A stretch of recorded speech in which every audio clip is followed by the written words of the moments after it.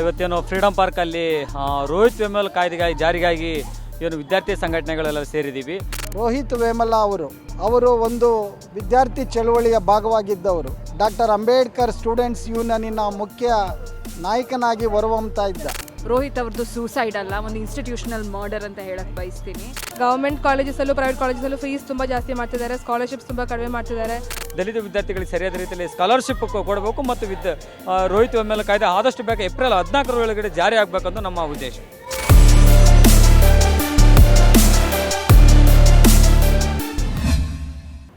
ಇವತ್ತು ರೋಹಿತ್ ಕಾಯ್ದೆ ಜಾರಿ ಮಾಡಬೇಕು ಅಂತ ಒಂದು ಪ್ರತಿಭಟನೆ ಹಮ್ಮಿಕೊಂಡಿದ್ದೀವಿ. ಮೊದಲನೇದಾಗಿ ರೋಹಿತ್ ಬಗ್ಗೆ ಹೇಳಬೇಕಂದ್ರೆ ಇದು ರೋಹಿತ್ ಅವ್ರದ್ದು ಸೂಸೈಡ್ ಅಲ್ಲ, ಒಂದು ಇನ್ಸ್ಟಿಟ್ಯೂಷನಲ್ ಮರ್ಡರ್ ಅಂತ ಹೇಳಕ್ಕೆ ಬಯಸ್ತೀನಿ.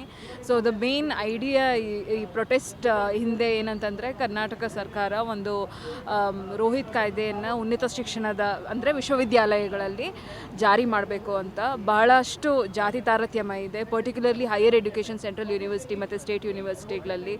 ಅದು ಸ್ಕಾಲರ್ಶಿಪ್ ಕೊಡೋದಿರ್ಬೋದು ಅಥವಾ ರಿಸರ್ವೇಷನ್ನ ಇಂಪ್ಲಿಮೆಂಟೇಷನ್ ಮಾಡದಿರೇ ಇರ್ಬೋದು ಅಥವಾ ಗೈಡ್ ಅಲಾಟ್ ಮಾಡದಿರೇ ಇರ್ಬೋದು. ಭಾಳಷ್ಟು ಕಿರುಕುಳ ಹಿಂದುಳಿದ ವರ್ಗದ ಸ್ಟೂಡೆಂಟ್ಸ್ ಫೇಸ್ ಮಾಡ್ತಿದ್ದಾರೆ. ಅದರಿಂದ ಭಾಳಷ್ಟು ಕಾಯ್ದೆಗಳಿದೆ ಸಂವಿಧಾನದಲ್ಲಿ ಜಾತಿ ತಾರತಮ್ಯದ ಬಗ್ಗೆ ಮಾತಾಡೋದಕ್ಕೆ. ಆದರೆ ಉನ್ನತ ಶಿಕ್ಷಣದ ವಿಶ್ವವಿದ್ಯಾಲಯಗಳಲ್ಲಿರ್ಬೋದು ಅಥವಾ ಎಜುಕೇಷನಲ್ ಇನ್ಸ್ಟಿಟ್ಯೂಷನ್ಸ್ನಲ್ಲಿರ್ಬೋದು ಅಲ್ಲಿ ಒಂದು ಎಫೆಕ್ಟಿವ್ ಆಗಿ ಜಾತಿ ತಾರತಮ್ಯದ ಬಗ್ಗೆ ಕೌಂಟರ್ ಮಾಡೋಕ್ಕೋಸ್ಕರ ಒಂದು ಸ್ಟ್ರಾಂಗ್ ಕಾಯ್ದೆ ಇರಬೇಕು ಅನ್ನೋ ನಿಟ್ಟಿನಲ್ಲಿ ಈ ಪ್ರತಿಭಟನೆ ಹಮ್ಮಿಕೊಂಡಿದ್ದೀವಿ. ಅದ್ರ ಜೊತೆಗೆ ನಮ್ಮ ಬೇಡಿಕೆ ಏನಂತಂದರೆ ಕರ್ನಾಟಕ ಸರ್ಕಾರ ಏಪ್ರಿಲ್ 14ರಂದು ಈ ಕಾಯ್ದೆಯನ್ನು ಒಂದು ಇನಿಷಿಯೇಟ್ ಮಾಡಬೇಕು, ಅದಕ್ಕೊಂದು ಕಮಿಟಿ ರಚನೆ ಮಾಡಬೇಕು. ಅದರೊಂದು ಸ್ಟಾರ್ಟ್ ಏಪ್ರಿಲ್ 14ರಂದು ಅಟ್ಲೀಸ್ಟ್ ಒಂದು ಅನೌನ್ಸ್ಮೆಂಟ್ ಮಾಡಬೇಕು ಅಂತ ನಮ್ಮ ಡಿಮ್ಯಾಂಡ್ ಇದೆ ಅಂತ ಹೇಳಕ್ಕೆ ಬಯಸ್ತೀನಿ. ನಮಸ್ಕಾರ, ದುರ್ಗೇಶ್, ಕರ್ನಾಟಕ ವಿದ್ಯಾರ್ಥಿ ಸಂಘಟನೆಯಿಂದ. ಇವತ್ತೇನು ಫ್ರೀಡಮ್ ಪಾರ್ಕಲ್ಲಿ ರೋಹಿತ್ ವೇಮಲ್ ಕಾಯ್ದೆಗಾಗಿ ಜಾರಿಗಾಗಿ ಏನು ವಿದ್ಯಾರ್ಥಿ ಸಂಘಟನೆಗಳೆಲ್ಲ ಸೇರಿದ್ದೀವಿ. ಉದ್ದೇಶ ಏನಪ್ಪ ಅಂತಂದರೆ ಇವತ್ತು ಯೂನಿವರ್ಸಿಟಿ ಮತ್ತು ಕ್ಯಾಂಪಸ್ಗಳಲ್ಲಿ ಬೇರೆ ಬೇರೆ ರೀತಿಯಲ್ಲಿ ದಲಿತ ವಿದ್ಯಾರ್ಥಿಗಳ ಮೇಲೆ ದೌರ್ಜನ್ಯಗಳು ನಡೀತಿದ್ದಾವೆ. ಸೊ ಈ ದೌರ್ಜನ್ಯ ತಡೆಯುವಲ್ಲಿ ಸರ್ಕಾರ ವಿಫಲವಾಗಿದೆ ಮತ್ತು ತಡಿಬೇಕಾಗಿದೆ ಸರ್ಕಾರ. ಹಾಗಾಗಿ ದಲಿತ ವಿದ್ಯಾರ್ಥಿಗಳಿಗಾಗಿ ಒಂದು ಪ್ರತ್ಯೇಕವಾಗಿ ರೋಹಿತ್ ವೇಮಲ್ ಕಾಯ್ದೆಯನ್ನು ಜಾರಿ ಮಾಡಬೇಕಾಗಿದೆ ಅನ್ನುವಂಥದ್ದು ನಮ್ಮ ಉದ್ದೇಶ. ಏನಪ್ಪ ಅಂತ ಹೇಳಿದ್ರೆ ಇವತ್ತು ಉದಾಹರಣೆಗೆ ನೋಡ್ಬೋದು, ಗುಲ್ಬರ್ಗದ ಆಳಂದ ವಿಶ್ವವಿದ್ಯಾಲಯದಲ್ಲಿ ದಲಿತ ವಿದ್ಯಾರ್ಥಿಗಳ ಮೇಲೆ ದೌರ್ಜನ್ಯಗಳು ನಡೆದವು. ಸುಳ್ಳು ಕೇಸುಗಳನ್ನು ಹಾಕಿದ್ರು. ಸುಳ್ಳು ಕೇಸುಗಳು ಹಾಕಿ ರಾತ್ರೋರಾತ್ರಿ ಬೆಳಗ್ಗೆವರೆಗೂ ವಿದ್ಯಾರ್ಥಿಗಳನ್ನು ಕ್ಯಾಂಪಸ್ಸಿಂದ ಹೊರಗಡೆ ಹಾಕಿದ್ರು. ಬೆಳಗ್ಗೆವರೆಗೂ ವಿದ್ಯಾರ್ಥಿಗಳು ಹೊರಗಡೆ ನಿಂತಿದ್ದರು.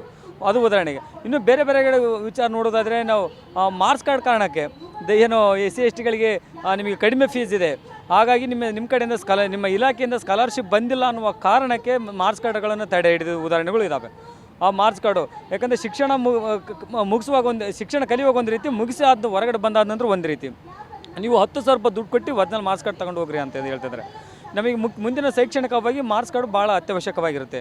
ಸೊ ಹಾಗಾಗಿ ಇದನ್ನು ದಲಿತ ವಿದ್ಯಾರ್ಥಿಗಳಿಗೆ ಅನುಕೂಲ ಆಗೋ ರೀತಿಯಲ್ಲಿ ಇವತ್ತು ನೋಡ್ತಾ ಇರ್ಬೋದು. ಹಳ್ಳಿಗಳಲ್ಲೇನೂ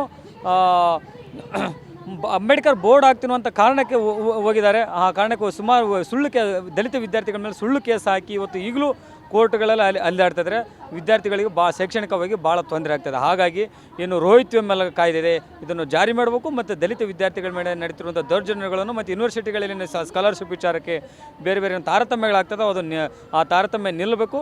ದಲಿತ ವಿದ್ಯಾರ್ಥಿಗಳಿಗೆ ಸರಿಯಾದ ರೀತಿಯಲ್ಲಿ ಸ್ಕಾಲರ್ಶಿಪ್ ಕೊಡಬೇಕು ಮತ್ತು ರೋಹಿತ್ ವೇಮಲ್ ಕಾಯ್ದೆ ಆದಷ್ಟು ಬೇಗ ಏಪ್ರಿಲ್ 14 ಒಳಗಡೆ ಜಾರಿ ಆಗಬೇಕಂತ ನಮ್ಮ ಉದ್ದೇಶ. ನಮಸ್ಕಾರ, ನನ್ನ ಹೆಸರು ಗಂಗಾ ಅಂತ. I am from all India students association. ನಾವಿವತ್ತು ರೋಹಿತ್ ಕಾಯ್ದೆ ಇಂಪ್ಲಿಮೆಂಟ್ ಮಾಡಬೇಕು ಅಂತ ಒಂದು ಗ್ಯಾದರಿಂಗ್ ಬಂದಿದ್ದೀವಿ. ಇವಾಗ ನಾವು ಏನು ಹೇಳಬೇಕು ಅಂದರೆ, ಇವಾಗ ಅಲಾಂಗ್ ವಿತ್ ರೋಹಿತ್ ಆ್ಯಕ್ಟ್ ಇವಾಗ ಪ್ರೈವೇಟೈಸೇಷನ್ ಬಗ್ಗೆ ನಾವು ಮಾತಾಡಬೇಕು. ಗೌರ್ಮೆಂಟ್ ಕಾಲೇಜಸಲ್ಲೂ ಪ್ರೈವೇಟ್ ಕಾಲೇಜಸಲ್ಲೂ ಫೀಸ್ ತುಂಬ ಜಾಸ್ತಿ ಮಾಡ್ತಿದ್ದಾರೆ, ಸ್ಕಾಲರ್ಶಿಪ್ಸ್ ತುಂಬ ಕಡಿಮೆ ಮಾಡ್ತಿದ್ದಾರೆ. ಇವಾಗ ಮೈನಾರಿಟಿ ಸ್ಟೂಡೆಂಟ್ಸ್ಗೆ ಸ್ಕಾಲರ್ಶಿಪ್ ಕಟ್ ಮಾಡ್ತಾ ಇದ್ದಾರೆ ಸರ್ಕಾರದಿಂದ. ಕಾಂಗ್ರೆಸ್ ಸರ್ಕಾರ ಎಲೆಕ್ಷನ್ ಟೈಮಲ್ಲಿ ತುಂಬ ಪ್ರಾಮಿಸಸ್ ಕೊಟ್ಟಿದ್ರು, ಇವಾಗ ಈ ಥರ ಸ್ಕಾಲರ್ಶಿಪ್ಸ್ ಕೊಡ್ತಾರೆ, ಕಾಲೇಜಸ್ ಇನ್ಫ್ರಾಸ್ಟ್ರಕ್ಚರ್ ಬೆಟರ್ ಮಾಡ್ತಾರೆ ಅಂತೆಲ್ಲ. ಬಟ್ ಏನೂ ನಾವು ನೋಡಿಲ್ಲ. So our struggle continues against false promises from the Congress government also. ನಾವೆಲ್ಲ ಇಲ್ಲಿ ಸೇರಿದ್ದೀವಿ ಯಾಕಂದರೆ ರೋಹಿತ್ ಕಾಯ್ದೆಗಳನ್ನು ಇಂಪ್ಲಿಮೆಂಟ್ ಮಾಡೋಕ್ಕೆ ಅದು ಗವರ್ಮೆಂಟ್ ಆಫ್ ಕರ್ನಾಟಕಕ್ಕೆ ನಾವು ಕೇಳ್ತಾ ಇದ್ದೀವಿ. ಯಾಕಂದರೆ ಇದು ರೋಹಿತ್ ವೇಮಲಾದ ಡೈಡ್ ಬೈ ಸ್ಯೂಸೈಡ್ ಅಲ್ವಾ 2018 ಆಮೇಲೆ ಪಾಯಲ್ ತಡ್ವಿ ಕೂಡ, ದರ್ಶನ್ ಸೋಲಾಂಕಿ ಕೂಡ ಬೇರೆ ಬೇರೆ ಸ್ಟೂಡೆಂಟ್ಸ್ಗಳು ಅವರು ಬೇರೆ ಬೇರೆ ಥರದ ದೌರ್ಜನ್ಯಗಳು ತಾರತಮ್ಯಗಳು ಆಗ್ತಾ ಇದೆ ಸ್ಕೂಲ್ಗಳಲ್ಲಿ. ಮತ್ತು SC/ST ಆ್ಯಕ್ಟ್ 1989 ಮಾಡಿದ್ದೀವಿ. ಆ ಆ್ಯಕ್ಟಲ್ಲಿ ಅಟ್ರಾಸಿಟೀಸ್ ಅಂದರೆ ಬರೀ ವೈಲೆನ್ಸು, ಸ್ಕೂಲ್ಗಳು ಫುಡ್ ಮತ್ತು ಎಜುಕೇಷನ್ ಮತ್ತು ಬೇರೆ ಬೇರೆ ಥರ ಪ್ರಾಕ್ಟೀಸಸ್ ಆಗ್ತಾನೇ ಇದ್ದಾರೆ, ರಿಚುವಲ್ಸ್ ಆಗ್ತಾನೇ ಇದ್ದಾರೆ, ತುಂಬ ಬ್ರಾಹ್ಮಣಿಕಲ್ ಪೇಟ್ರಿಯಾರ್ಕಿಯಿಂದ ಆಗ್ತಾನೇ ಇದ್ದಾರೆ. ಈಗ ಈ ಆ್ಯಕ್ಟಿಂದ ನಾವು ರೈಟ್ ಟು ಎಜುಕೇಷನ್ ಎಲ್ಲರಿಗಿದೆ, ಆ ರೈಟಿಗೆ ಸ್ಟ್ರೆಂಥನ್ ಮಾಡೋಕ್ಕೆ ನಾವು ಇದು ಇಂಪ್ಲಿಮೆಂಟ್ ಮಾಡ್ತಾ ಇದ್ದೀವಿ. ಅದನ್ನ ಅವರು ಡೈಲ್ಯೂಟ್ ಮಾಡ್ತಾ ಇದ್ದಾರೆ, ದುರ್ಬಲಗೊಳಿಸ್ತಾ ಇದ್ದಾರೆ, ಎಲ್ಲ ಜೊತೆಗೆ ಬೆರೆಸ್ಬಿಟ್ಟು. ಇದರ ಜೊತೆಗೆ ಇದರ ಅರ್ಥ ಧರ್ಮ ಆಧಾರಿತ, ಲಿಂಗ ಆಧಾರಿತ ದೌರ್ಜನ್ಯವನ್ನ ನಾವು ಒಪ್ಕೊಳ್ಬೇಕು, ಅದನ್ನ ಬಿಡ್ಬೇಕಂತ ಹೇಳ್ತಾ ಇಲ್ಲ. ಆದ್ರೆ ಜಾತಿ ಆಧಾರಿತ ದೌರ್ಜನ್ಯವನ್ನ ಪ್ರತ್ಯೇಕವಾಗಿ ನೋಡಿ, ಪ್ರತ್ಯೇಕವಾಗಿ ಅಡ್ರೆಸ್ ಮಾಡಬೇಕು, ಆ ಆಕ್ಟ್ ಹೇಳ್ಬೇಕಾಗುತ್ತೆ. ಎರಡನೇದು, ಅದಕ್ಕೆ ಇಡೀ ಸಮಿತಿ ಮಾಡ್ತಾರೆ, ಸಮಿತಿಗೆ ಅಧ್ಯಕ್ಷರನ್ನಾಗಿ ವಿಶ್ವವಿದ್ಯಾಲಯದ ಕುಲಪತಿಗಳು ಮಾಡ್ತಾ ಇದ್ದಾರೆ. ರೋಹಿತ್ ವೇಮುಲರ ಸಾಂಸ್ಥಿಕತೆಯಲ್ಲಿ ಕುಲಪತಿಗಳ ಪಾತ್ರ ಎಷ್ಟಿತ್ತು ಅಂತ ನಮ್ಗೆಲ್ಲ ಗೊತ್ತಿರೋದ್ರಿಂದ ಕುಲಪತಿಗಳನ್ನ ಆಯಾ ವಿಶ್ವವಿದ್ಯಾಲಯಗಳಿಗೆ ಚೇರ್ಮನ್ ಆಗಿ ಮಾಡಿದ್ರೆ ನಮಗೆ ಯಾವುದೇ ಫಲ ಸಿಗೋದಿಲ್ಲ. ಅದು ಎರಡನೇ ಅಪಾಯ. ಮೂರನೇ ಅಪಾಯ, ಹೊರಗಡೆಯಿಂದ ಆ ಸಮಿತಿಗೆ, ಆ ಡಿಸ್ಕ್ರಿಮಿನೇಷನ್ ಆಕ್ಟ್ ಅಲ್ಲಿ ಬರುವಂತ ಒಂದು ಸಮಿತಿಗೆ ಹೊರಗಡೆಯಿಂದ ಎಮಿನೆಂಟ್ ಪರ್ಸನ್ಸ್ ನೇಮಕಾತಿ ಮಾಡ್ಬೇಕಂತ ಹೇಳ್ತಾ ಇದ್ದಾರೆ. ಇದು ಕೂಡ ಅಪಾಯ ಆಗುತ್ತೆ. ಯಾಕಂದ್ರೆ RSS ನಲ್ಲಿ ಕೂಡ ಎಮಿನೆಂಟ್ ಪರ್ಸನ್ ಆಗಿರ್ಬೋದು, ಮೋಹನ್ ಭಾಗವತ್ ಸಹ ಎಮಿನೆಂಟ್ ಪರ್ಸನ್ ಆಗಿರ್ಬೋದು, CT ರವಿ ಸಹ ಎಮಿನೆಂಟ್ ಪರ್ಸನ್ ಆಗಿರ್ಬೋದು. ಇದ್ರ ಬಗ್ಗೆ ಕೂಡ ನಾವು ಎಚ್ಚರಿಕೆಯಿಂದ ಇರಬೇಕು. ಯಾವುದೇ ರೀತಿಯ ಎಮಿನೆಂಟ್ ಪರ್ಸನ್ಸ್ ಕೂಡ ನೀವು ನೇಮಕಾತಿ ಮಾಡ್ಕೊಳ್ಳಂಗಿಲ್ಲ, ಸಮಾಲೋಚನೆ ಮಾಡಿದೆ ಅಂತ ಹೇಳ್ಬೇಕಾಗುತ್ತೆ. ಬಹಳ ಮುಖ್ಯವಾಗಿರುವಂತದ್ದು, ಅಲ್ಲಿ ಓಂಬಡ್ಸ್ಮನ್ ನೇಮಕಾತಿ ಮಾಡ್ತಾ ಇದ್ದಾರೆ. ಓಂಬಡ್ಸ್ಮನ್ ಅಂತಂದ್ರೆ ಒಂದು ಇವೆಲ್ಲವನ್ನು ಮೇಲ್ವಿಚಾರಣೆ ಮಾಡುವಂತ ಒಬ್ಬ ವ್ಯಕ್ತಿ. ಅವ್ರು ಯಾರು? ಅವರು ನೇಮಕ ಮಾಡೋದಕ್ಕೆ ಏನೋ ಒಂದು ಮಾನದಂಡ ಅನುಭವಿಸ್ತಾ ಇದ್ರಂತ ಯಾವುದೇ ಇಲ್ಲ. ಇದು ಬಹಳ ಎಚ್ಚರಿಕೆ ಅಂತ ಹೇಳ್ತಾ ಇದ್ದೀನಿ.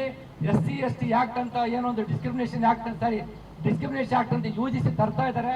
ಆ ಪಾಲಿಸಿನ ಅದನ್ನ ಡ್ರಾಫ್ಟ್ ರಿಲೀಸ್ ಮಾಡಿಬಿಟ್ಟಿದ್ದಾರೆ, ಫೆಬ್ರವರಿಯಲ್ಲಿ ರಿಲೀಸ್ ಮಾಡಿದ್ದಾರೆ. ಈಗ ಆಲ್ರೆಡಿ 2 ತಿಂಗಳಾಗಿದೆ. ನಾವ್ ಯಾರು ಅದನ್ನ ಬಗ್ಗೆ ಯೋಚನೆ ಮಾಡುತ್ತಲ್ಲ, ದಯವಿಟ್ಟು ನೀವೆಲ್ಲರೂ ಡಿಸ್ಕ್ರಿಮಿನೇಟ್ ಆಕ್ಟ್ ಅಂತ UGC ರಿಲೀಸ್ ಮಾಡಿದ್ದಾರೆ, ಅದನ್ನ ನೋಡಿ. ಅದರಲ್ಲಿ ಬಹಳ ದೊಡ್ಡ ದೋಷ ಏನು ಅಂತಂದ್ರೆ, ಕಮ್ಯುನಿಟಿಯಿಂದ, ಸಮುದಾಯದಿಂದ ಯಾರನ್ನು ಒಳಗೊಳ್ತಾ ಇಲ್ಲ. ಇಡೀ ದೌರ್ಜನ್ಯಕ್ಕೆ ಒಳಗಾಗುವಂತಹ ಸಮುದಾಯಗಳನ್ನ ಆ ಸಮಿತಿಯಲ್ಲಿ ಒಳಗೊಳ್ಬೇಕಾಗತ್ತೆ. ಆ ಸಮಿತಿಯಲ್ಲಿ ದೌರ್ಜನ್ಯಕ್ಕೆ ಒಳಗಾಗಿರುವಂತಹ ಯಾರನ್ನು ಒಳಗೊಳ್ತಾ ಇಲ್ಲ. ಮತ್ತೊಮ್ಮೆ ಅದು ಒಂದು ದುರ್ಬಲಗೊಂಡಂತಹ, ಯಾವುದೇ ರೀತಿ ಕೆಲಸಕ್ಕೆ ಬಾರದಂತಹ ಒಂದು ಆಕ್ಟ್ ಆಗುತ್ತೆ. ನಿಮ್ಮೆಲ್ಲರಲ್ಲೂ ಮತ್ತೆ ಮನವಿ ಮಾಡ್ತಾ ಇದ್ದೀನಿ, ಡಿಸ್ಕ್ರಿಮಿನೇಷನ್ ಆಕ್ಟ್ ಡ್ರಾಫ್ಟ್ ರಿಲೀಸ್ ಮಾಡಿದಂತ UGC ಡ್ರಾಫ್ಟ್ ಅನ್ನು ಮತ್ತೊಮ್ಮೆ ಓದಿ, ಅದರ ಕುರಿತಂತೆ ಈ ಕೂಡಲೇ ಚರ್ಚೆ ನಡೆಸಿ. ಈಗಾಗಲೇ ಉನ್ನತ ವ್ಯಾಸಂಗಕ್ಕೆ ಬರುವಂತಹ ವಿಶೇಷವಾಗಿ ದಮನಿತ ಸಮುದಾಯಗಳ ಮಕ್ಕಳು ಅಲ್ಲಿನ ಜಾತಿಯ ಕಾರಣಕ್ಕೆ ತಮ್ಮ ಬದುಕನ್ನೇ ಕಳ್ಕೊಳ್ಳುವಂತಹ ಪರಿಸ್ಥಿತಿಗಳು ಇವತ್ತು ಉದ್ಭವ ಆಗ್ತಾ ಇದೆ. ಉನ್ನತ ಶಿಕ್ಷಣದ IIT ಆಗಿರ್ಬೋದು, IIM ಆಗಿರ್ಬೋದು, ಅಥವಾ IICಗಳಾಗಿರ್ಬೋದು, ಇಂಥ ಸಂಸ್ಥೆಗಳಲ್ಲಿ ವ್ಯಾಸಂಗ ಮಾಡ್ತಾ ಇರುವಂತಹ ಈ ಸಮುದಾಯಗಳ ಮಕ್ಕಳು ಅಲ್ಲಿನ ಜಾತಿಯ ಕ್ರೌರ್ಯಕ್ಕೆ ತಮ್ಮ ಜೀವಗಳನ್ನು ಬಲಿಯಾಗ್ತಾ ಇರೋದನ್ನು ನಾವು ನೋಡ್ತಾ ಇದ್ದೇವೆ. ಈಗಾಗಲೇ ಹೈದರಾಬಾದ್ ಯೂನಿವರ್ಸಿಟಿಯಲ್ಲಿ ಉನ್ನತ ವ್ಯಾಸಂಗ ಮಾಡ್ತಾ ಇದ್ದಂಥ ನಮ್ಮ ರೋಹಿತ್ ವೇಮುಲ ಅವರು ಒಂದು ವಿದ್ಯಾರ್ಥಿ ಚಳವಳಿಯ ಭಾಗವಾಗಿದ್ದವರು. ಅದರಲ್ಲೂ ಕೂಡ ಡಾಕ್ಟರ್ ಅಂಬೇಡ್ಕರ್ ಸ್ಟೂಡೆಂಟ್ಸ್ ಯೂನಿಯನ್ನಿನ ಮುಖ್ಯ ನಾಯಕನಾಗಿ ಹೊರಹೊಮ್ತಾ ಇದ್ದ. ಅಲ್ಲಿ ಸಂವಿಧಾನದ ಆಶಯಗಳನ್ನು ಅವನು ಎತ್ತಿ ಹಿಡಿತಾ ಇದ್ದ. ಆಹಾರದ ಹಕ್ಕಿನ ಬಗ್ಗೆ ಮಾತಾಡ್ತಾ ಇದ್ದ. ಮೋಟಿವೇಶನಲ್ ಆದಂಥ ಕಾರ್ಯಕ್ರಮಗಳನ್ನು ಹಮ್ಮಿಕೊಳ್ತಾ ಇದ್ದ. ಇದನ್ನೆಲ್ಲ ಗಮನಿಸಿದಂಥ ಅಲ್ಲಿನ ABVP ವಿದ್ಯಾರ್ಥಿಗಳು ಮತ್ತು BJPಯ ಅಂದಿನ ಮಂತ್ರಿ ಬಂಡಾರು ದತ್ತಾತ್ರೇಯ ಮತ್ತು ಆವತ್ತಿನ ಮಾನವ ಸಂಪನ್ಮೂಲ ಮಂತ್ರಿಯಾಗಿದ್ದಂಥ ಸ್ಮೃತಿ ಇರಾನಿ ಇವರೆಲ್ಲರೂ ಸೇರಿ ರೋಹಿತ್ ವೇಮುಲನನ್ನು ಹಾಸ್ಟೆಲ್ನಿಂದ ಹೊರಗಡೆ ಹಾಕಿದ್ರು. ಅವನಿಗೆ ದೊರಕ್ತಾ ಇದ್ದಂಥ ವಿದ್ಯಾರ್ಥಿ ವೇತನವನ್ನು ಅವರು ನಿಲ್ಲಿಸಿದ್ರು. ಹೀಗಾಗಿ ಕೊನೆಗೆ ಅವನು ಬದುಕೇ ಒಂದು ದುಸ್ತರ ಆಯಿತು. ಕೊನೆಗೆ ಅವನು ಆತ್ಮಹತ್ಯೆಗೆ ಶರಣಾದ. ಆದರೆ ದುರಂತ, ಈ ಸಾವಿಗೆ ಕಾರಣರಾದವರು ಯಾರು? ಇದನ್ನು ನಾವು ಇಲ್ಲಿ ಗಮನಿಸಬೇಕು. ಅವನ ಸಾವಿಗೆ ಈ ಒಂದು ವಿಶ್ವವಿದ್ಯಾಲಯದ ಆಡಳಿತ ಮಂಡಳಿ ಅನ್ನೋದನ್ನು ಇವತ್ತು ನಾವು ಹೇಳಬೇಕಾಗತ್ತೆ. ಆದರೆ ಕೊನೆಗೆ ಅವನ ಸಾವನ್ನು ಎಲ್ಲಿಗೆ ಸಮಾಪ್ತಿ ಮಾಡೋದು ಅಂದರೆ, ಅವನ ಜಾತಿಯನ್ನು ಕಂಡುಹಿಡಿಯುವ ಮೂಲಕ ಅವನು ಯಾವ ಜಾತಿಗೆ ಸೇರಿದ್ದಾನೆ ಅನ್ನುವಂಥ ಕಾರಣಕ್ಕೆ ಕೊನೆಗೆ ಆ ಕೇಸು ಕೂಡ ಅದು ಕಾನೂನಲ್ಲಿ ಬಿದ್ದೋಯ್ತು. ಅಂದರೆ ಇವತ್ತು ನಾವಿಲ್ಲಿ ನೋಡಬೇಕಾಗಿರೋದು, ಇವತ್ತಿನ ಸರ್ಕಾರಗಳು, ಆಳುವ ಸರ್ಕಾರಗಳು ಇಂಥ ತಳ ಸಮುದಾಯಗಳ ಮಕ್ಕಳ ವಿದ್ಯಾಭ್ಯಾಸಕ್ಕೆ ಎಂಥ ಒಂದು ದೊಡ್ಡ ರೀತಿಯಲ್ಲಿ ಇವರು ಅಡಚಣೆ ಉಂಟು ಮಾಡ್ತಾ ಇದ್ದಾರೆ ಅನ್ನೋದನ್ನು ನಾವು ಗಮನಿಸಬೇಕಾಗತ್ತೆ. ಹಾಗಾಗಿ ಈಗಾಗಲೇ ನೂರಾರು ವಿದ್ಯಾರ್ಥಿಗಳು ಈ ರೀತಿಯ ಈ ಪ್ರಭುತ್ವಕ್ಕೆ ಬಲಿಯಾಗಿರೋದನ್ನು ನಾವು ನೋಡ್ತೇವೆ. ಆ ಹಿನ್ನೆಲೆಯಲ್ಲಿ ರೋಹಿತ್ ವೇಮುಲ ಅವರ ವಿಚಾರಧಾರೆ ಏನಿತ್ತು ಅದನ್ನು ಮತ್ತಷ್ಟು ವಿದ್ಯಾರ್ಥಿಗಳಿಗೆ ತಲುಪಿಸಬೇಕು ಮತ್ತು ಅವರಿಗೆ ಈ ರೀತಿಯ ಅನ್ಯಾಯಗಳಾಗಬಾರ್ದು ಅನ್ನೋ ಕಾರಣಕ್ಕೆ ಅವರದೇ ಆದಂಥ ಒಂದು ರೋಹಿತ್ ಆ್ಯಕ್ಟನ್ನು ಈಗಾಗಲೇ ತೆಲಂಗಾಣ ಸರ್ಕಾರ ಅದನ್ನು ರೂಪಿಸಿದೆ ಅನ್ನುವಂಥದ್ದು ಮಾಹಿತಿ ನಮಗಿದೆ. ಆ ಮಾದರಿಯಲ್ಲಿ ಇವತ್ತು ಅದೊಂದು ಆಗಬೇಕು, ರೋಹಿತ್ ಆ್ಯಕ್ಟು ಇಲ್ಲಿ ಕೂಡ ಜಾರಿ ಆಗಬೇಕು ಅನ್ನೋ ಕಾರಣಕ್ಕೆ ಅನೇಕ ಜನಪರ ಚಳವಳಿಗಳು ಕೂಡಿ ಈ ಒಂದು ಹೋರಾಟವನ್ನು ಇವತ್ತು ಇಲ್ಲಿ ಮಾಡೋ ರೀತಿಯಲ್ಲಿ ಇವತ್ತು ಎಲ್ಲ ಇಲ್ಲಿ ಅನೇಕ ಜನ ಚಳವಳಿಗಳ ನಾಯಕರು, ವಿದ್ಯಾರ್ಥಿ ಸಂಘಟನೆಗಳು ಇಲ್ಲಿ ಬಂದಿದ್ದಾರೆ. ಇದನ್ನು ಸರ್ಕಾರ ಗಂಭೀರವಾಗಿ ಪರಿಗಣಿಸಬೇಕು.